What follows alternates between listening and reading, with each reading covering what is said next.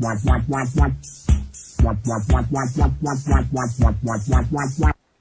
je suis pas content, il y a le Front National qui progresse. Ouais, le Front National. Désormais, la question n'est plus taboue chez les politiques.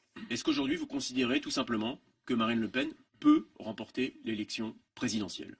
Je pense que ce serait bien présomptueux de dire le contraire. Beaucoup m'interrogent de mes partenaires étrangers, mais est-ce qu'il y a un risque que le Front National puisse gagner les élections en France? On n'est jamais à l'abri d'une catastrophe. Moi, je vais vous dire ce que j'en pense. Je pense qu'en réalité, Le Pen ne fera qu'une bouchée de Macron. Malgré les affaires qui touchent le Front National, la tendance dans les sondages est de plus en plus nette. En cas de second tour face à Emmanuel Macron, l'écart se resserre depuis 2 semaines. La présidente du FN serait battue, mais obtiendrait 40% des suffrages. Voilà, tout en prenant en compte la fiabilité habituelle des sondages, hein, je précise. Face à François Fillon, même constat. Selon une dernière enquête IFOP, elle atteindrait 44% des voix. Tous les scénarios sont possibles dans cette présidentielle, y compris la victoire de Marine Le Pen. Ouais, alors stop, juste, je précise, à France 2, là, quand vous mettez Caroline Forest, déjà c'est dur, est-ce qu'en dessous, vous pouvez pas juste, ne mettez pas Marianne, vous pouvez pas mettre genre éditorialiste à Marianne, ou journaliste, ou fait les cafés, je m'en fous, mais voir Caroline Forest, Marianne, à chaque fois, non, ça m'empoigne, c'est très dur, et ils vont le faire, un jour ils vont le faire, ils nous ont bien mis une femelle, mais en attendant, voilà, c'est possible, time out, je suis pas encore émotionnellement prêt à ça. Voilà, hein, donc Caroline Forest, journaliste, déjà c'est un effort, hein, à Marianne, voilà, comme ça c'est, merci. Tout la porte. Si elle ne réussit pas cette fois-là, probablement qu'elle ne réussira jamais. Selon quels critères? Non, parce que si c'est la dernière fois que le Front National, là, a une chance de gagner les élections, moi je veux bien. Mais tu reviens pas dans 5 ans chouiné, parce que dans tous les 5 ans, elle le fait, ça. Hein. Oui, là, le Front National peut gagner, wow, quelle horreur. Donc, c'est la dernière, c'était ton dernier joker? Moi je veux bien. À ce moment-là, il te reste plus que le moite-moite, là.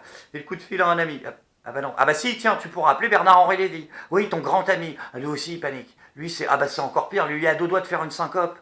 Et je me suis exprimé plus souvent qu'à mon tour sur cette saloperie xénophobe et raciste qui est en train de monter autour et à partir de l'administration. En France aussi? Non.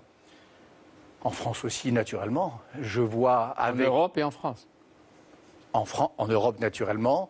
En France, je vois avec effroi cette montée du Front National. Et j'ai l'impression que les gens sont soit tétanisés, soit inconscients. Oui. Et du coup, Bernard, en ce moment, il fait des articles dans tous les journaux, et sur tous les blogs. Il invite les Français à un sursaut civique contre le Front National. Donc, voilà, c'est civique, hein, donc il faut y aller maintenant. Il a invité les Français à utiliser tous les moyens nécessaires pour empêcher le Front National d'accéder à la présidence de la République, hein, quitte à saborder sa campagne. Donc, moi, je suis d'accord avec toi, Bernard.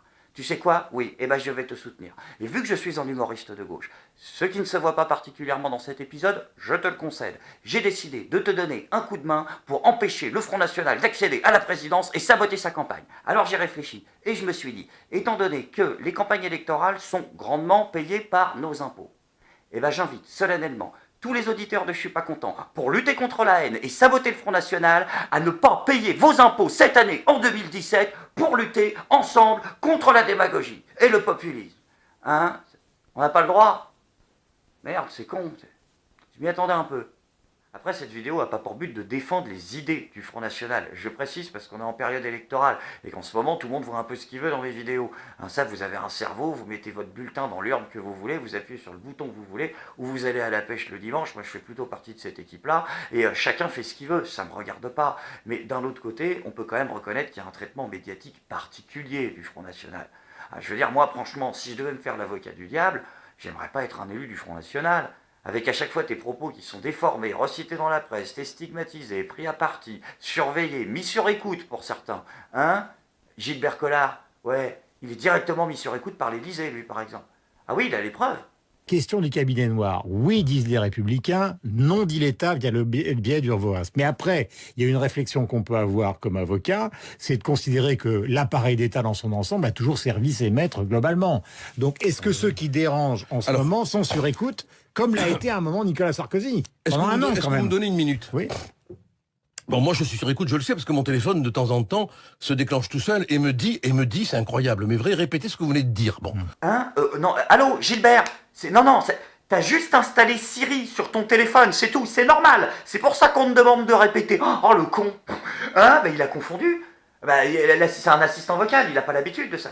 Lui, il est habitué aux assistants, mais fictifs, en fait, parlementaires. Donc, c'est pas la... Non, ça marche pas pareil, là. Ils existent vraiment, ceux-là. Ils te posent, faut répondre. Enfin, c'est une voix dans une petite machine, parce que là, ça... Non, faut le prévenir. Le jour où il va découvrir le GPS, il va faire un coma. Donc, il vaut mieux qu'il soit préparé, quand même. Hein, et arrête la carte du oui, je suis vieux, mais je suis quand même jeune, moderne. Et... Laisse ça à Macron, parce que les nouvelles technologies, c'est pas ton truc. Énorme bourde de Gilbert Collard ce matin sur Twitter. Le député du Gard a diffusé cette capture d'écran contenant une dizaine de ses mots de passe personnels. Ses accès à ses emails, à son compte à l'Assemblée nationale, ainsi qu'à plusieurs journaux en ligne. Gilbert Collard a publié par erreur cette conversation privée en voulant illustrer un message critique à l'égard des soutiens d'Emmanuel Macron. Enfin, tout ça, ça n'empêche pas le Front National de progresser. Alors du coup, au gouvernement, c'est la panique complète. Allez, pour rattraper le coup, ils tentent de nous jouer la carte patriotique. Oh, il y a du vive la France dans tous les discours à tire-larigot. Vive la France, vive la République et vive Eurodisney. Non, mais là, tu trolles, tu le fais exprès. Je veux dire, arrête d'être con. Je veux dire, ils font vraiment des efforts au gouvernement. Ah, bien sûr, Ségolène Royal. Elle s'habille directement avec un drapeau maintenant. Arrête, Ségo, c'est trop. Là, ça ne sert plus à rien. Hein. Tirez-vous, franchement. Fais mine basse. Tenue camouflage réglementaire, essaye de te tirer. Parce que là, c'est terminé, d'accord? Il y a des nouvelles élections qui arrivent. Hein, nous, Français, on va se prendre un nouveau destin en main. Voilà, qu'on va choisir. Enfin, un nouveau destin en main. Hein, on va se prendre une carotte dans le cul. T'as bien compris, citoyen, que ta seule marge de manœuvre cette année, c'était... On peut l'avoir râpée, au moins, la carotte, s'il vous plaît, parce que, voilà, c'est tout, t'as le droit à rien d'autre. Hein. Mais au PS, je suis désolé, c'est gros, tout le monde se casse. En Conseil des ministres ce matin, François Hollande demande en tout cas au gouvernement de garder une certaine retenue, comme le confirme son porte-parole. Au gouvernement, il y a des gens issus de partis différents. Ça doit rester, certes, un lieu où il y a des débats, mais ça doit rester un lieu de cohésion, parce que jusqu'au bout, on doit être présent pour les Français. Voilà, traduction, il reste 3 socialistes dans la boutique. Hein, puis la boutique, c'est plus Fauchon. Ah non, là, c'est Monoprix, carrément. Non, mais c'est vraiment Monoprix. Ah bah parce que, regarde, les affiches de campagne de Benoît Hamon, voilà, ça, là, c'est la police d'écriture de Monoprix. C'est ce qu'il y a sur les boîtes de cassoulet, tout simplement. Ah non, mais ils assument le réel, là. Pour le coup, félicitations. Le Parti Socialiste, aujourd'hui, c'est une typo pour des boîtes de cassoulet. Avant, on avait la gauche caviar et la droite cassoulet. Et bien maintenant, c'est la gauche caviar cassoulet. Ils ont piqué le cassoulet aux mecs de droite. De toute façon, vu qu'ils ont piqué toutes les idées de la droite, ils pouvaient leur piquer le cassoulet. Hein. Ils n'étaient plus à ça près.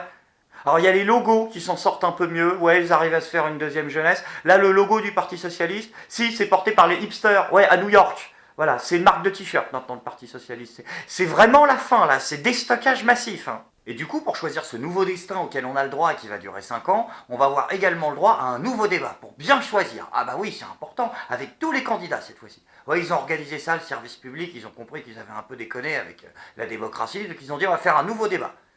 À 3 jours du vote, par contre. C'est un foutage de gueule, comme d'habitude, mais comme dirait l'autre, l'important, c'est de participer. Hein, et il y aura tout le monde cette fois-ci. Donc quoi? Comment ça, il n'y aura pas tout le monde? Macron et Mélenchon, ils ont dit non? Ah bah elle est belle la démocratie. Macron, je peux comprendre. C'est vrai que la dernière fois qu'il s'est pointé à un débat, c'était tellement une fessée déculottée que et même sa prof, enfin sa femme, elle lui a jamais mis ça au collège ou au lycée. C'est foutu. Ah, non, il a dû dépenser la moitié du budget promo pour que le lendemain BFM TV crie sur toutes les ondes que c'est un génie, qu'il a 175 de QI et qu'il a pété tout le monde. Mais l'autre, il va pas lâcher la moitié du budget promo à chaque fois. Hein, donc en plus, il a pas d'argent, Emmanuel Macron. Donc avec le niveau de vie qu'il a, payer des campagnes comme ça, de quoi? Ah, t'es pas au courant? Si, parce que les élus, là, ils ont publié leur déclaration de patrimoine. Ouais, pour les élections présidentielles, c'est obligatoire. Et là, Emmanuel Macron, il est avant-dernier. Tout à fait. Ouais. C'est-à-dire qu'il essaie de nous faire croire qu'il a moins de pognon que Nathalie Arthaud. Je te jure, en même temps, c'est pas compliqué, parce qu'il déclare ni voiture, ni maison, par exemple. Oui, il est SDF, Emmanuel Macron. Il n'a pas de voiture, il n'a pas de maison. Tu le savais pas? Et pourtant, tu vois, c'est quoi? Il continue tous les matins à porter un petit costume, hein, pas des bleus de travail comme ceux des ouvriers, pour pouvoir avoir l'air présentable, alors que le soir, il dort sur un banc. Moi, je le respecte, Emmanuel Macron, et je suis désolé. Tous ceux à qui j'ai choqué en disant que oui, je critiquais trop Emmanuel Macron, c'est vrai. Et maintenant, j'ai compris. Voilà, je suis prêt à aller avec vous, en marche. Non, je déconne. Ah, mais non, Emmanuel Macron, là, c'est tendu. Hein. À un SMIC près, c'est Philippe Poutou. Mais bon, ça, passons. Mais Jean-Luc Mélenchon, je comprends pas, mon Jean-Luc. Pourquoi tu participes pas, toi qui veux une grande démocratie, une 6ème République? Je veux dire, ça te coûte rien de participer. Alors c'est vrai, il a un argument, Jean-Luc Mélenchon, il a dit « Un débat à 5, c'est très difficile, à 11, c'est impossible ». Ouais, mais attends, juste une petite question, Jean-Luc. Je te jure, parce que je t'aime bien en ce moment et je passe des merveilleux moments avec toute l'équipe là sur le Discord. On a vraiment des débats intéressants, mais j'ai une petite question qui... c'est pas toi qui nous disais encore la semaine dernière, oui, non mais il faut pas sortir de l'Europe comme des bourrins, c'est de la démagogie, il faut faire des accords biais machin, il y a une marge de débat, une marge de dialogue, tu nous as dit. Ouais, mais si le débat à 11 c'est impossible, comment tu vas faire à 28 ? Hein, je dis ça, je dis rien, mais c'est juste parce que... Hein, et du coup, je laisse tous nos amis insoumis me répondre dans les commentaires. Je me fais pas de bile, à chaque fois ça se passe bien, à chaque fois on discute, à chaque fois on échange des idées. De toute façon, moi je suis du côté de tout le monde puisque je suis du côté de personne. Le seul truc que j'espère, c'est que ceux qui regardent mes vidéos finiront par être moins paumés que moi dans cette histoire. Je suis pas content.